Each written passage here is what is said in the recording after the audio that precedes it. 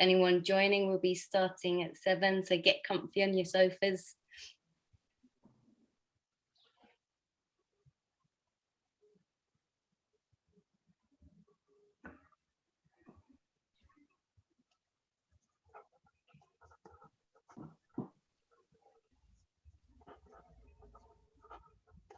I'm going to go and grab a glass of water. I'm doing it too. Perfect. Turn my camera off, but I will be back. I promise.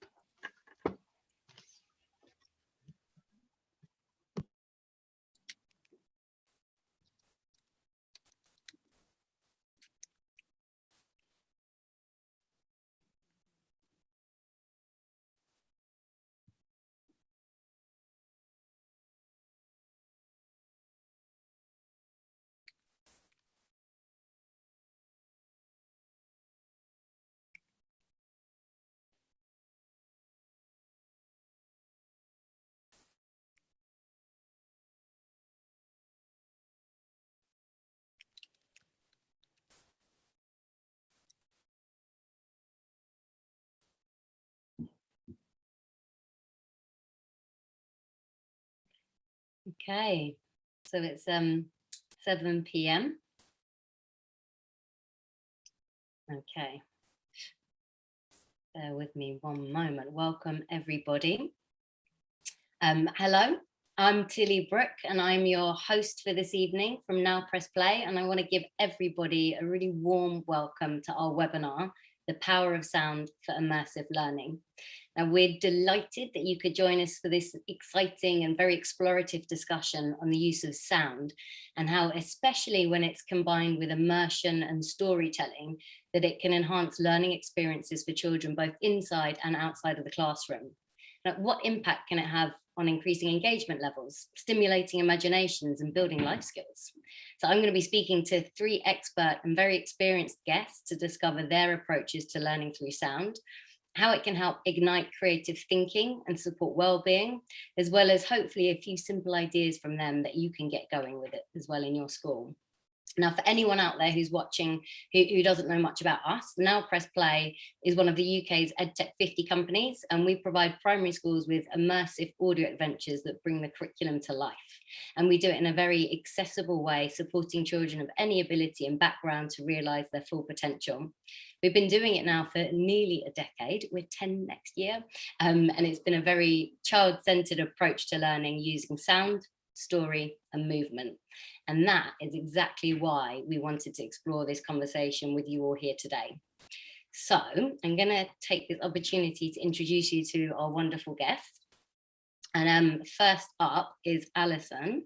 I'm just going to do a bit of spotlighting, I think. Hold on one moment. There we go. Hello, Alison. Thank you so much for joining us. So Alison was an inner city executive head teacher for nearly 20 years and CEO for 5 years. She has a passion for social justice leadership, well-being, equity, inclusion, and diversity. She has a reputation for excellence in leadership, leading schools with high social challenges to be in the top 0.1% nationally, top in 3 London, and sustain high attainment over time. And she's also, very excitingly, the founder of the newly launched Above and Beyond Education. It's a social media platform for all educators and schools to celebrate, connect, support, grow, and collaborate to make every school into a great school. And I definitely recommend you check that out. Next up, I would like to introduce you to, if I spotlighted correctly, to Rebecca or Becky.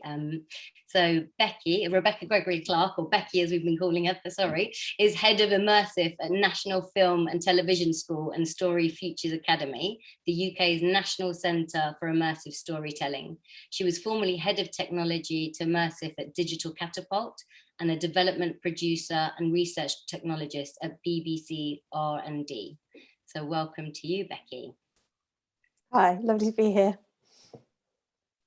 And next up, we have Jocelyn Quinnell. Jo is Director of Wellbeing at the Institute for Arts and Therapy and Education. She's registered with the Health and Care Professionals Council as drama therapist and art psychotherapist. She's also registered with the United Kingdom Council for Psychotherapy with the Humanistic and Integrative Psychotherapy College.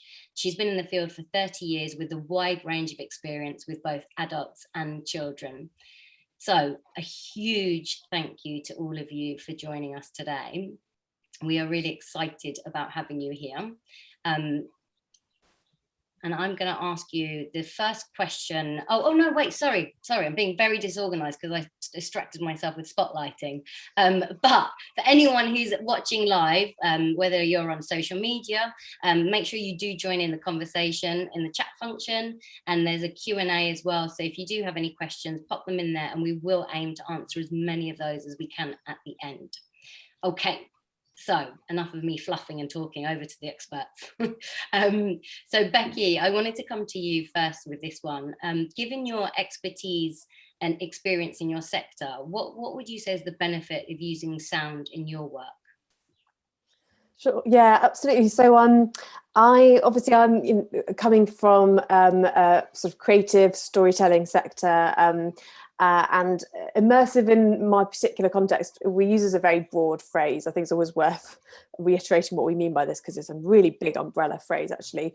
But for us, it encompasses everything from everything on the virtual augmented reality spectrum to incorporating immersive theatre elements and of course immersive sound-led pieces. The thing that for us ties it all together is that they're all enabled by some kind of immersive technology in some way. But fundamentally, from a creative point of view, I think immersive experiences, they're not just about telling stories that people want to hear or want to watch, but also about building a world you want to be part of. That's what makes it immersive. So there's this world building element that goes hand in hand with the immersive storytelling. And sound has just such a crucial role to play in bringing those worlds to life. It brings stories to life. It can really ground you in a place and a specific time and place, and tap into emotion. And even those immersive pieces that are also visual pieces, there's so many really strong sound-led pieces that we see coming through. They really do stand apart when the sound is done really well. I think in terms of sound-only pieces, I mean, there's such a brilliant load of examples, I think, out there at the moment. To pick just a few really, I think, innovative uses of immersive sound I've seen the last few years. There's a great company, UK-based company called Darkfield, that specialise in immersive theatre delivered through sound effectively. They started off making pieces in darkened shipping containers and delivery it in person, and they're now delivering things online. Earlier this year, I think during the pandemic, another example is the Donmar Warehouse Theatre in London put on a binaural sound play when they had to, completely rethink the way that they were delivering theatre. That play was about, it was called Blindness. It was a sort of dystopian experience about a blindness pandemic, very apt for the situation. But just completely rethinking the way they do things. Through to things like, again, a few years ago, Historic Royal Palaces put on a piece called The Lost Palace. That was another a sort of binaural audio tour kind of experience, so a bit more educational in nature and factual. And just speaking from experience, as you mentioned, I used to work at the BBC. The BBC R&D have done a lot of work in adaptive radio plays and perceptive media that alters the sound and the story based on things it knows about the user. So I think, in my sector, everything from theatre to heritage locations or broadcasters are looking to use the power of sound to deliver amazing storytelling content. And I think it's never been more important, actually, just because, amongst other advantages, it is for makers, it can be a lot cheaper to make or easier to make, but it's definitely sometimes a lot easier to deliver and distribute than many other kinds of immersive experiences. And these are really big advantages right now as well. So yeah, there's a lot to be positive about in terms of immersive sound. Brilliant. Thank you so much, Becky. When you were saying that, something popped into my head that I'd been listening to on the radio the other day about radio being kind of theatre for the mind, and how it really does help kind of inspire that imagination and creativity because it's sparking off in your mind. Great, thank you. Alison, so same question to you. What would you say the benefits of using sound are in your work? The benefits of using sound is it's essentially, I see sound as the way in which we communicate with each other and understand each other, irrespective of who is there with you in the community. So diversity doesn't mean that we can't communicate through sound, and sometimes we think that it can only be done through signals and all that kind of stuff, but there's so much more, and it's a way of us using it's a way of expressing ourselves. So I think that we learn how to express ourselves and to extend ourselves from the youngest age. We learn it socially and emotionally from home and then from school. And we then think about how we're going to represent ourselves through it. And so a critical part of school life is accepting that every child is different and every child will communicate in a different kind of way and see that as an extension of their personality. So it's everything from how they speak, the accents that they bring, the different kinds of sounds they make, the enunciation. Tone is really important. Some children understand tone and some children don't understand tone, especially with the younger children. They don't always quite get it right, and they'll either mirror what they hear at home, but they also learn so much from each other, especially if there's diversity, but also from the adults in the classroom with them. I think that teachers have to be very present in the way in which they use sound to communicate with their children, so that it comes in a very sort of even and measured way, so the children can receive it irrespective of what their background is. So for some children, loud noises will be really, really scary. Raised voices will be really, really scary. And for other children, silence will be really, really scary, depending on how that is used as a form of communication at home. And so it's the one place where children can learn diversity of sound probably is at school. And then there's the whole other side of silence, which is silence and the importance of listening. Silence, I think, silence being used in a purposeful way, so that you can be calm enough to receive teaching and to contribute and to find a vacuum that you can be heard in, is important for the teacher and for the children. And I think that COVID has made us become much better at understanding the notion of deep listening. So all of those, all that online learning, which was probably difficult for adults and for children. The one thing that the children had to learn to negotiate with in a different way was the whole concept of turn taking in a different kind of way. So in a classroom, you can have multiple voices, and you can have small group work and all of those sorts of things. And obviously with online learning platforms and so on, the children have learned to listen to just one voice at a time. And because we were learning to listen to one voice at a time, it meant probably that we got better at deeper listening. And we moved beyond that phase of listening to respond, and probably got better at listening to understand, which is probably one of the biggest bonuses that we could have had through the online learning, because that was a skill that many of us were losing over time. So yeah, and also sort of just understanding, you often in classrooms, you have dominant voices and then you have quieter voices, whereas we probably had some kind of equity that started to come through over the past year, of hearing voices, one voice at a time, but in a more measured way, so that everybody knew that they were going to have a chance to be seen and to be heard. And I guess the whole other thing that goes on for us is this sort of use of language and the richness of language. And certainly for me, working in an inner city school where we had more than 30 languages, so the children never had a problem navigating that and understanding each other and picking up bits of each other's language. And sometimes they're being blended languages, you know. And certainly for me, I grew up bilingual, and I know there was a stage in my life when I didn't know whether I was speaking English or Afrikaans, and I think a lot of children come into school in that kind of way, and the children understand that and accept that. So yeah, I just think schools are language rich, whether it's silence, whether it's listening, whether it's actively making noise to express ourselves. School is the richest place for those things to be happening. Thank you so much. And I love, thinking about silence as an important sound as well. As when you first said that to me, it was like a ping moment for me. So yeah, thank you.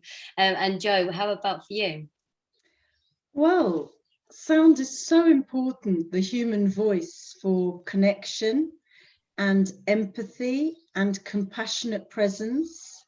I would pick up on the theme of deep listening, and also the social justice agenda in terms of equity and liberation for every child to be able to communicate and express themselves children who don't necessarily talk with words, thinking about neurodiversity, thinking about the ways in which we consider children's rights around provision, participation, protection. We need to support every child to be able to enjoy education and fulfill their potential in terms of their growth and development. So therapeutically, my work is around trauma-informed schools, psychotherapy, the arts therapies, child and adolescent development and well-being. So maybe using music is fundamental to creative group work of every kind, really, in terms of connecting to children's own cultural heritage, and also the ways in which they make meaning in their relationships with one another. I think the immersive experience is fundamental to the arts in psychotherapy. Mm-hmm. We use at the Institute for Arts in Therapy and Education, we use sand play, poetry, puppetry. We use drama, music, movement, dance, a whole range of different mediums in a very integrative way. And we need that kind of multi-sensory approach to growth and learning and healing that involves kinesthetic, visual, auditory, so that children can enter into lived experience with their whole self and communicate about their lived experiences also, which might be beyond words. So empathy, tone, as we were talking about the classroom, it's so important, isn't it? The volume, the prosody, the tone of the voice, and the way in which we're able to connect with the rhythm and flow of our emotional experience, the musicality of communication. I think sound is vital for our sense of who we are in the world and for the development of our relationship to ourselves and other people. There's so much related to mental health, well-being, social justice, and it's a feast of possibilities, really, to consider the power of sound. Yeah, I agree. Hopefully we've got enough of an hour to get into this feast as well. It's so exciting hearing what you guys are all saying, but I'm going to move us on to and ask you, Alison, can you give any examples of how you've seen the benefits you've mentioned applied within a learning environment, both maybe inside and outside the classroom? Oh gosh, that's just so there were so many things that we did which was important around sound. So obviously music was the one thing, and especially when you every classroom is diverse, no matter where you are in the country. You've got lots and lots of different types of people who come there and communicate in different kinds of ways. But as soon as you start doing music, it can be incredibly unifying, because it becomes collective voice, whether it's choir or whether it's making any kind of using any kind of instrument to bring together. So that's one way of the children learning one language together and growing through that and communicating with each other. I think storytelling is a massive part of school life. Sadly, often just I was amazed to discover how many schools no longer have story time, which I think should be an important part of every child's school day, irrespective of what their age is, because listening to something unfold does kind of do enormous things for the imagination.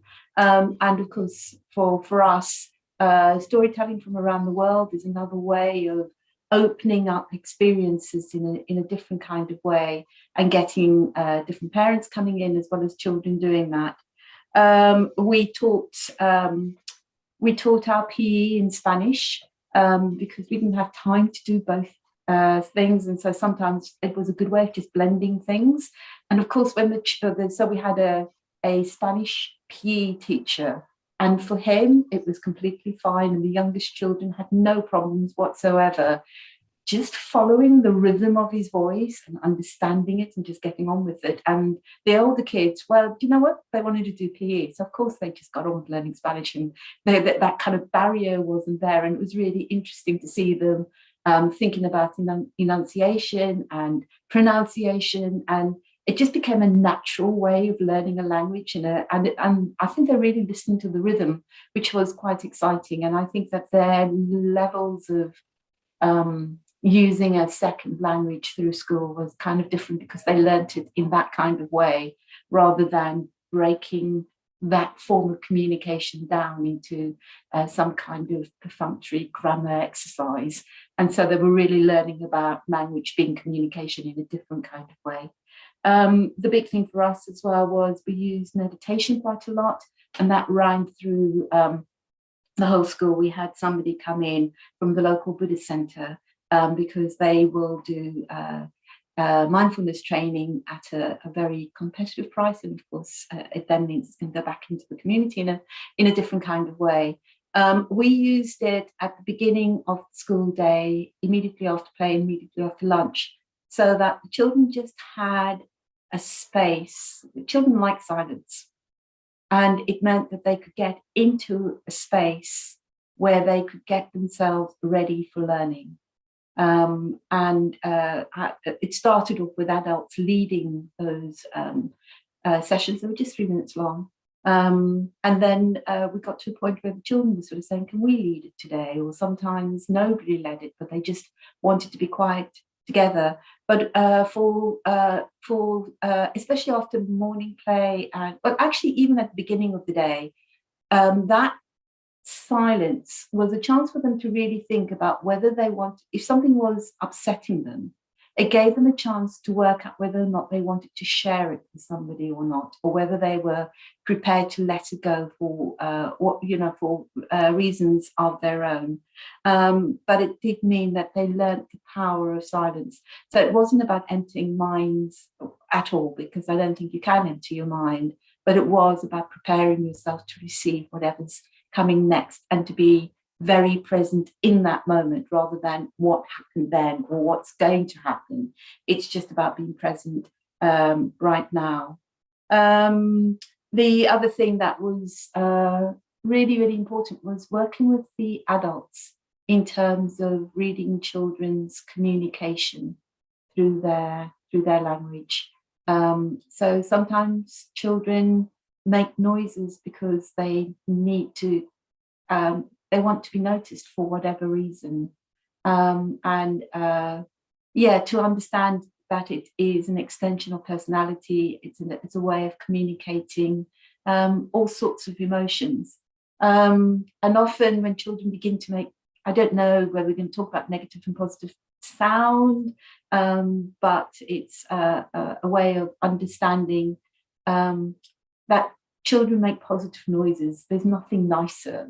I was doing a session with some head teachers the other day about how they get through a day where you don't have space to breathe, and you go from event to event to event. And so you end up suppressing your feelings completely. It's just like, well, how do you not do that? How do you allow yourself to feel so that you can feel more whole? And almost everybody said they would go and find a group of children, and often the youngest children, because they would help them to feel reconnected and more human again, if you like.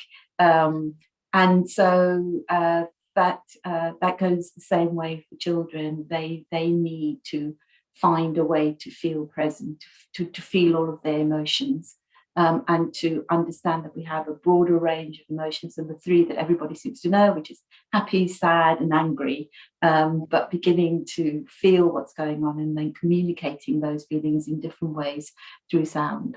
And there's the noises in the playground, which is really, really important. I think playground noise is massively important because it's about freestyle time, expressing yourself as wholly as you want to. And the bravest children will, of course, express themselves exactly as they want to, and the not so brave children will feel like they've got to conform to their peers, and helping them to navigate all of those sorts of things. I mean, it's such a big question, but basically it's everything. It's everything that happens in a school day and then a whole lot more. Right. did Jocelyn, did you want to add anything, or Becky, onto that kind of? Okay, right. Actually, Alison, I wanted to ask, because you did have Now Press Play in your school, and that's like a very specific audio kind of way of communicating. Just kind of how you felt about that as a tool when you were using it in lessons as well. So I have to say that Now Press Play was incredibly popular with the adults as well as with the children. And it was one time I think we ended up having to get a second set, because it was just like there's so much tension about whose turn it was to use the headphones, because it's an immersive experience. And what was really great about it was that the way in which the children adapted to what they were hearing through their headphones was deeply personal. So they'd be hearing the soundtrack that you guys laid down, but the way in which they received it could vary based on their personal experience. And the other day we had a really important discussion about the soundtrack that you got around the World War II experience, and how different children can receive that based on their own personal experience. And of course, you'll have some children who will just see it as an adventure, and they will go and hide under desks and do all of the things that the experience allows them to get into that moment in time, and it brings the imagination alive. But of course, for some children, it doesn't bring the imagination alive. It may be a way of bringing back traumatic experiences, for some of the refugee children or whatever. And so for those children, it was their opportunity to develop a deeper understanding of either what happens in the world to others, or what's happened to them, and then how they communicate that to the world. And then, of course, it brings out, there are some people who will think using Now Press Play is a teacher's cop-out. It's really easy, gives them something to do for a little while. And it takes incredibly skillful teaching to use that immersive experience really, really well. And the best teachers use it incredibly well. Because first of all, it's observing the children and how they respond to that soundtrack, and how they express themselves based on what they're hearing. It's useful, and basically it's time to really observe children and to get to know children better, because you see their responses.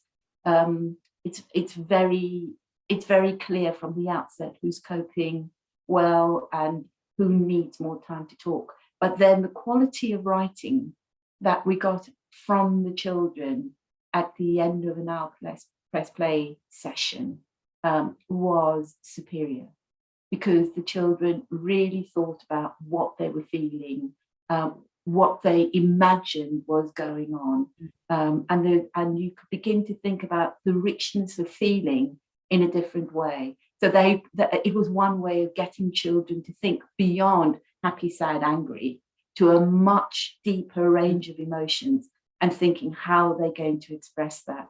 And then, of course, once they begin to do that, you begin to start seeing them talking about others they understand empathy in a different kind of way. They understand compassion in a different kind of way, and it gets extended through that experience. So, if there is a school that hasn't got your headphones, they're really missing out on something massive in terms of extending. There's a wonderful dictionary called Emotionary, and we used that dictionary alongside Now Press Play in the classrooms, because it actually defines a broader range of emotions, and we want children to understand the depth, just how complex we are. And of course, when we understand how complex we are, we can understand how complex other people are, and we communicate with each other in a different kind of way. I'm gonna jump in there. Thank you for that. And Becky, I wanted to kind of ask you, could you illustrate the potential for using immersive sound compared to other digital audio content formats? And I think Alison was already touching on how the audio can bring out emotions and imagination, but maybe you can build on that. Yeah, absolutely. I think I mean, it's interesting. Sound-led pieces definitely play into a big trend of audio books and podcasts that is very current, and that sort of there's a big audience for both of those things. But it's not the same as a format. I think it's easy to sort of think it is. As I touched on at the beginning, I think true immersive experiences and immersive sound pieces, they're not just about being told a story, it's about making your participant part of the story. And I use the word participant deliberately there. It's not just a listener, it's somebody who's taking part in something, or at least that's how it should feel if it's truly immersive. As I've already said, putting them in a place in time, but also potentially allowing them to interact and influence the story in some way. And that doesn't have to be scary, branching narrative, kind of, full-on interaction. It can be really subtle. There's so many clever ways of doing this now. Actually, this is just to shout out this example that it's not a sound only piece, it was actually a virtual reality piece. But there was a great piece made a few years ago called Make Noise, that was made by the BBC with a creative studio called Anagram, about the suffragette movement. But it built in this ability to use your voice to interact. So at certain points you're prompted to shout or to say the names of the women that inspired you the most. I think that's something that stuck in my mind, that kind of thing. And it's subtle, and it influences a bit of what you see without being too intrusive to the story, and the storyteller can still get across what they need to. But I remember that one because it went to I know they took it and tested it out with their school-age children, I think sort of early secondary school, and the engagement of these these kids sort of using their voices to propel this story was just really, really fascinating to see. And I think to pick up while Alison was speaking, I was it was making it really clear to me, children are a very specific kind of audience. With all of these things, you've got to choose stories that work well for the medium and for the audience that you're using. There's plenty, I mentioned podcasts, there's plenty of stories out there that belong as podcasts. They don't really need to be made immersive, it's totally fine that. But there are other things that really lend themselves to being just, brought to life in this more immersive way.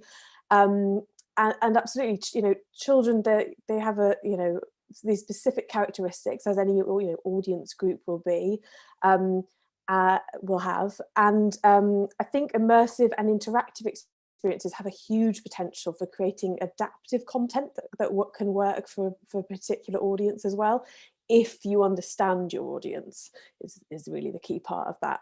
And I think it's sort of fascinating sitting from my side. So obviously I'm less in the education space, but very much in the world of storytellers. And there's so much great storytelling talent, particularly in the UK. It's something that we're very good at in the UK. But combined with all of the sort of knowledge that Alison and Jo have in those particular of those particular audiences, and what they need and how they learn and how they interact, I think there's just so much more untapped potential still in terms of immersive sound. Jo, you about to unmute yourself? I saw you come forward. Yeah. Just really following on from what Alison and Becky have said about the importance of the child-centeredness of being finding yourself as the protagonist in a story, finding yourself taking risks in terms of spontaneity and play and drama and improvisation, that process of self-discovery through improvisation and play. And as Alison was suggesting, every child finds their unique personal experience in the midst of that universal story.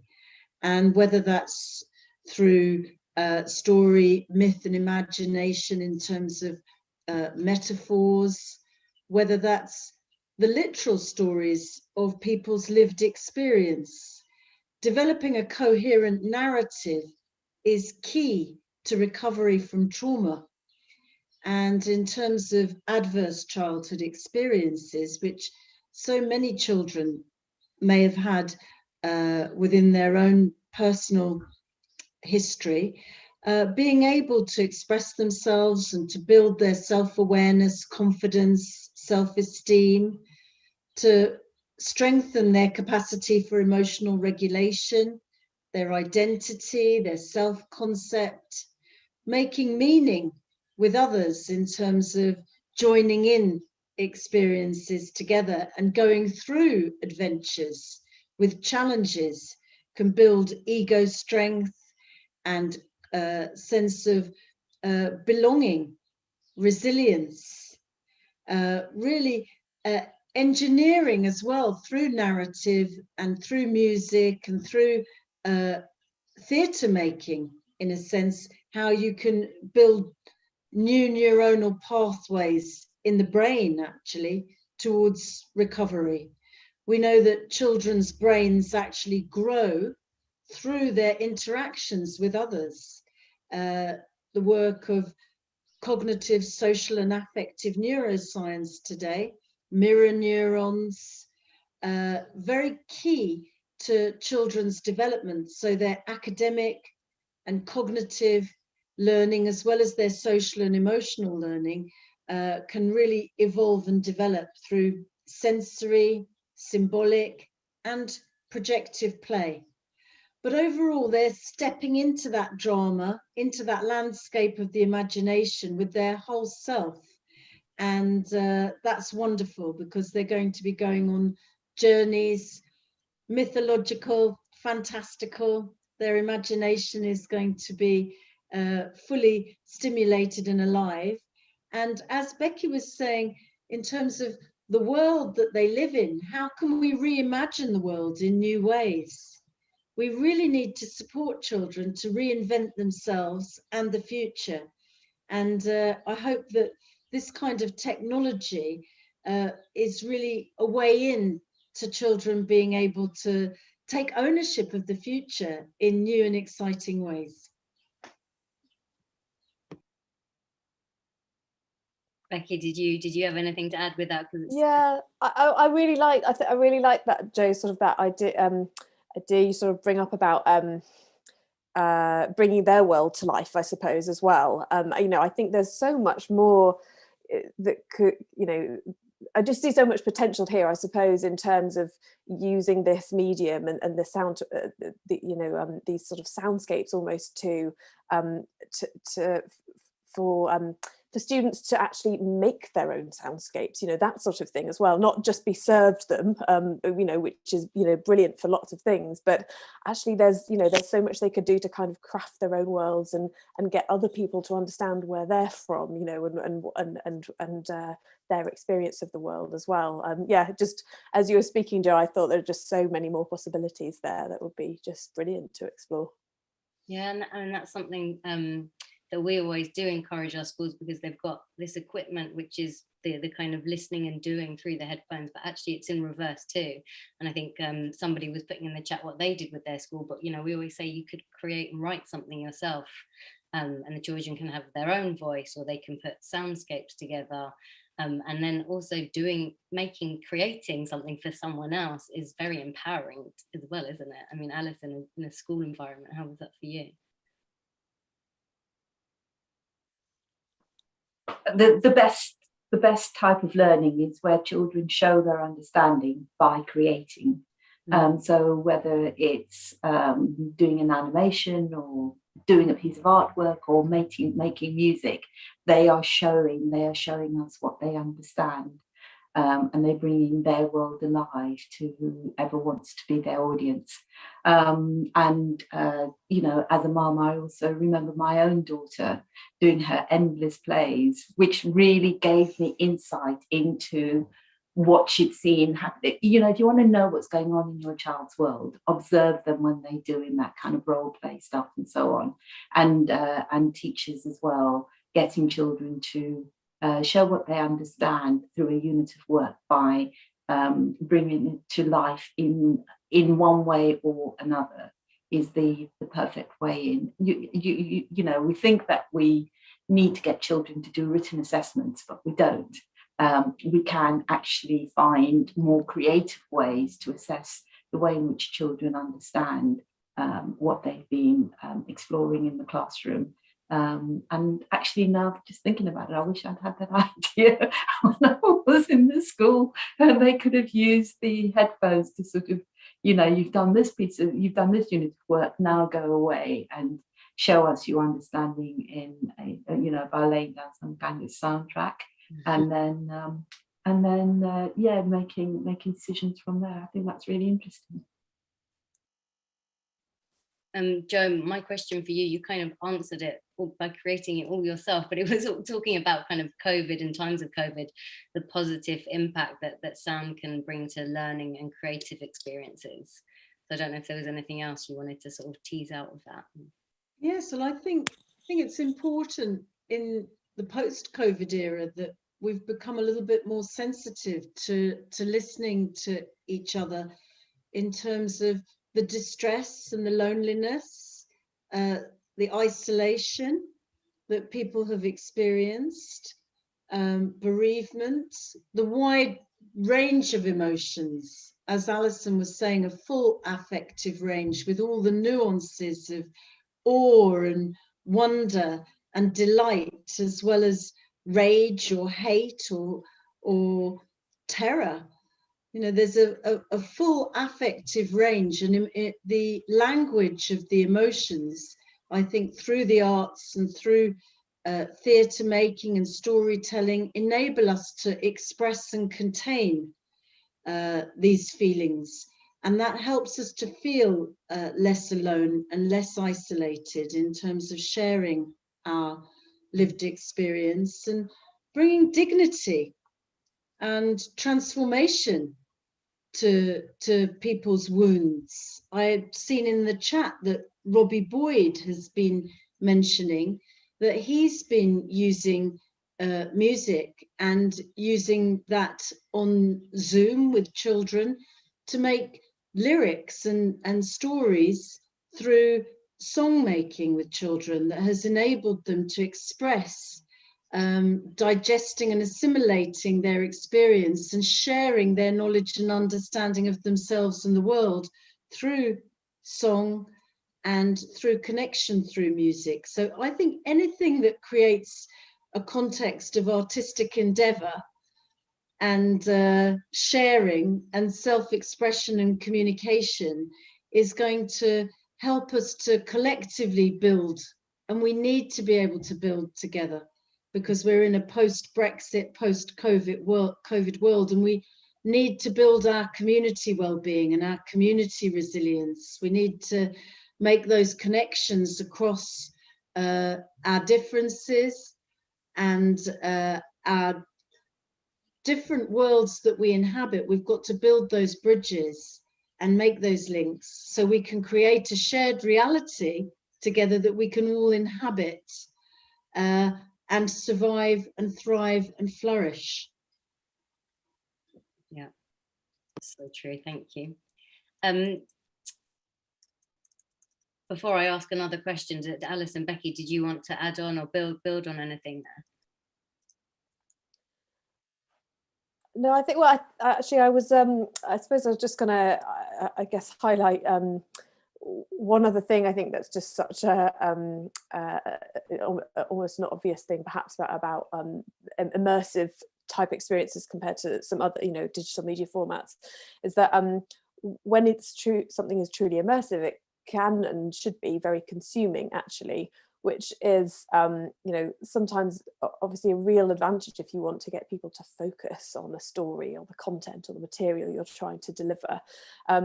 I don't, this is anecdotal and personal, but I love an audiobook for when I'm doing my laundry, because I get through so many books and so many chores because I can do them at the same time. But if I had to learn something through that, I don't think I could, my brain is not on it. But something, an immersive piece should really immerse you in that world and really get you to focus and give you time to absorb what's going on, actually, and give you that. It's quite precious time, actually, to really be absorbed in that and deliver and hope, you know, and therefore it has the potential for training to be delivered in a way that doesn't really necessarily feel well, just feels very natural, I think. Yeah, I think, I love the idea of doing it in your laundry. It's a listen to laundry mix is great. But yeah, when it's really fully immersive, it makes you feel like you're really there and it's really happening to you, and that's when your imagination really sparks, doesn't it? You know, I've done punch drunk theatre in a school as well, and kind of, you know, doing Now Press Play, and it's all those things where it's the wow moment when a child is really engaged because it's been happening to them. You know, whatever medium it is, whether it's playing a sound stimulus to them for the rainforest because it's a hook into their topic, but just those really simple things that can have a big impact on how you feel and creating that emotional arc and journey. I think that's right. I think it's about creating spellbinding environments where children can really focus and re-engage with a re-enchantment of the world around them. And I think the soundscapes are enchanting, and we need children to feel inspired by the world, because there's actually a lot of real challenges and difficulties, and we need to be able to conceive of awesome, wondrous possibilities. And I think sound is an amazing stimulus for children's creativity and imagination. I love that you brought up Punch Drunk, because I think that is probably one of the most amazing experiences that I recall happening in our school. And the children really struggled to believe that the room that was made into the secret shop could possibly be in their school, because it was just so far removed from their school experience. And the fact that they kind of had a slide and then being in the smallest space possible. And I can remember when Punch Drunk came and set up the scene and the staff went in there at first, they kind of thought, kids aren't going to cope with this in the small space and all that kind of stuff. But being in a safe, contained space where they were being told a story, and then also being given the button where they were, you know, that they were keeping the secret from the other children so that they could discover the secret place as well. And listening to the children at the end of the day, trying to tell their parents about the secret shop that really existed in their school, and the parents just not being able to connect with it. But then that became the sort of unifying experience for the school community. And I suppose what was really precious in that, I think the children got, I mean, yes, of course, you know, it was, I think, one of the all-time biggest experiences that the children will remember. But for me as a school leader, it highlighted the importance to me for being quite conscious about the spaces that we bring the children into to have a shared experience. So, you know, often we want children to sit upright in a particular way and learn about story. And we listen in different ways. My daughter, I can remember teachers would say she's gone off into some kind of imaginary world of her own. And she hadn't, because what she does is she looks out of her right eye and there's a pressure point there, and she sits and she listens. And I know she's taken the most in when she is feeling that point on her eye and looking into the distance and receiving information. So part of our communication and getting into storytelling and immersive experience and so on is allowing the space to feel safe and comfortable and happy so that we can receive what's going on. But most importantly, allowing children to be individual in the way in which they listen. Because listening is not like this. No, I just realized we're talking and it's 7:49 and we've got 10 minutes, and I have promised all of the listeners that we would get some top tips from you and answer as many questions as possible. So I'm going to ask you the top tip question and then move over to a few of the Q&As. So sorry to hurry you along there, Alison. But how kind of, if each of you could think of maybe a top tip or 2 top tips max about how educators who are listening can maybe start to implement using sound and working with children. You know, either it could be something very simple, or you know, just something that you could recommend. Let's go to Alison. Why not? We'll start with you. Oh gosh, I was hoping I would be first. Okay, so I think the top tip is the importance of silence. Sometimes when you want children to listen, you raise your voice, and actually you can get the adverse effect. So sometimes whispering, but also I think that having seen the power of mindfulness as a whole school approach was really great for everybody's well-being, but it also meant that children could go into a space of learning, ready to listen and ready to learn and ready to be present. So I think that would be a top tip. And then the second tip is definitely to make sure that children are given the opportunity to express themselves in as many ways as possible. I think we have a very narrow definition of the way in which children's voices are allowed to be heard in school, but actually having that diversity is critical. Thank you. Jo, what would your top tip be? Well, I think listen in depth. Be aware that sound can harm as well as heal, and be mindful not to shout at children.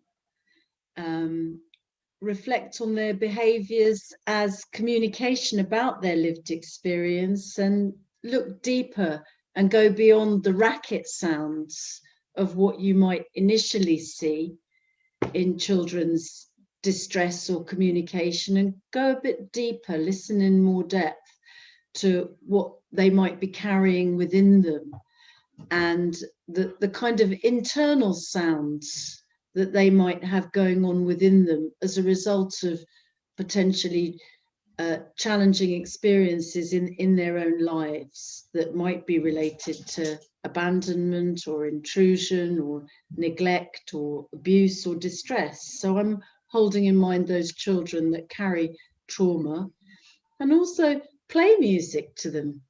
Play music of every kind, of every culture, of every different genre. Bring a sort of postmodern medley of possibilities and play music to them, and let them find themselves in the rhythm and flow of everything that culture and art and music has to offer our kids, to help them grow into who they are and expand into everything they can be. Lovely, that's really beautiful. I like that. Thank you. And Becky, what would your top tip be? Well, I mean, my top tip would be to end on Jo, because it's difficult to beat that, I think, as a way to round up. But I'll give it a go. So I think, I mean, obviously I'm coming from a slightly different place, but I think if you're interested in sort of, trying to integrate or do, original work with sound in an education setting, or test things out, the UK has just got a wealth of really talented sort of creative partners, creative studios, storytellers, looking to work in this immersive sector. It's a relatively small but very growing sector, and I know that there's so much appetite to do really interesting content like this, and they've got great skills, but they don't know your audience and your context like you do as an educator. I think there could be just really interesting, almost sort of R&D or projects almost that I think could easily sort of be fostered out of a really good partnership between an educator and creative storytellers. So I guess my top tip would be to look out for these storytellers. I mean, there's there are a bunch of different sort of immersive events and things that happen in the UK. Many of them, of course, remote now, easier to attend, and find a lot of these makers. and look for some of the examples that are already out there. They might not be quite right for a use in a school yet, but I'm sure to give you lots of inspiration for the kinds of things that you can do. Yeah, there's really a lot of this stuff going on in the UK that I think we should definitely capitalise on. Thank you. So I'm going to choose one question from the Q&A. I apologise, Q&A people. But the one that triggered me was talking about early years, actually, because my son's nursery, for example, do a move to write, and they play music. So Joe, it was when you were talking, it made me think about this. And then the children do mark making. And somebody has written here, what support does the use of sound give children in early years? Who wants to go first? Hands up. In what way? Music? It could be. It doesn't have to be music. That was just me with my experience. Nursery is the one place where sound is super important, because the children are listening and they're navigating and they're trying to work out how to express themselves. And so giving the early years children as many opportunities to learn about the different ways in which we can communicate ourselves. We can communicate through different types of sounds. So whether it's having those musical instruments out on the playground, which used to drive me mad, because my office was right by the early years playground, and listening to, there was one point I can't think drum anymore, took a load of rain sticks out there, which was very, really lovely, actually. So it's providing them with different opportunities so they can understand things like tone and emotion and all of those sorts of things, but also kind of listening and maybe taking a line for a walk when listening to a piece of music. So thinking about the experience that Joe is talking about, sort of bringing different types of music into their lives, and then thinking about whether they express it through physical movement or taking a line for a walk on a piece of we used to have wallpaper everywhere so that children could just sort of do free expression, all of those sorts of things, through to not getting too bored with the fact that they put on a play that never feels like it's going to stop, but is nonetheless incredibly important. Thank you. And I just want to squeeze in one more that's come up from someone, because that other one was anonymous. This one's from Ali Ward, and he says, have you had experience of using JPP with children with autism? I'm interested in the concept of them having a personal experience within a group as opposed to a whole group experience, which could be overwhelming. And I'm thinking JPP is actually NPP. Now press play, that must be. So maybe that's a question for me, unless you had anyone with autism in your school that may have listened to it. We had autistic children in every class, and they engaged with it in their own way. So I think you start from where the child is at. And of course, a lot of the children with autism had support of one kind or the other. So it was really about making sure that whoever supports them is prepared to support them through that experience. But we didn't have children with autism not being able to participate. They just absolutely got on with it. And I'd just add on that from my experience, when I've been in a school, there was one child in particular who didn't like having something around his head. So what we found is that they could plug in to the headsets, kind of the headphones that you can split, so that they felt that they had control to not have it immediately over their ears. Or you could play it out loud for a child like that as well. So there's definitely ways of making sure that it's inclusive. Joe, did you want to add something?